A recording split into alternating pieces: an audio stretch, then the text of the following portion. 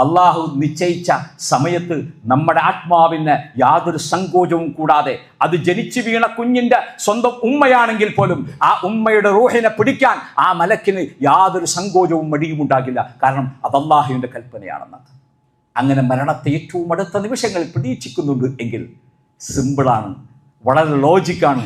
ജീവിതം ശുദ്ധമാക്കുക. പരമകാരുണികൻ അനുഗ്രഹിക്കുമാറാകട്ടെ.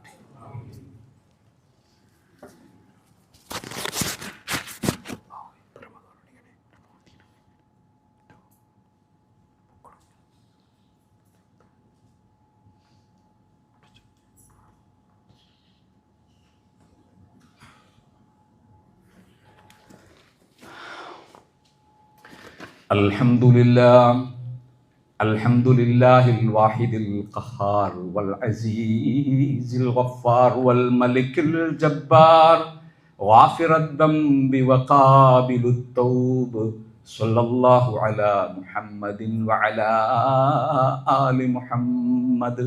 സഹോദരങ്ങളെ, അല്ലാഹുവിനെ സൂക്ഷിക്കണമെന്ന് ഒരിക്കൽ കൂടി ഉപദേശിക്കുകയാണ്. നമുക്കറിയാം, തീവ്ര വോട്ടർ പട്ടിക പരിഷ്കരണം അതിൻ്റെ ഉത്തരവൊക്കെ ഇറങ്ങിക്കഴിഞ്ഞു.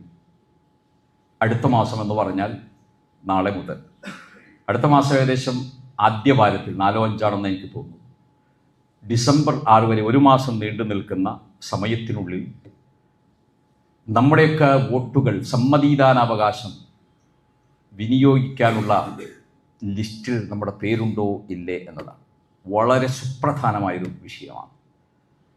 അത് ഉറപ്പുവരുത്തണമെന്നതാണ്. അതിൻ്റെ നിയമങ്ങൾ, കാര്യങ്ങളൊക്കെ ഗവൺമെൻറ് കൃത്യമായി പുറപ്പെടുവിച്ചിട്ടുണ്ട്. അതിൻ്റെ ഉത്തരവാദിത്തപ്പെട്ട BLOമാർ നമ്മുടെയൊക്കെ വീടുകളിലെത്തും.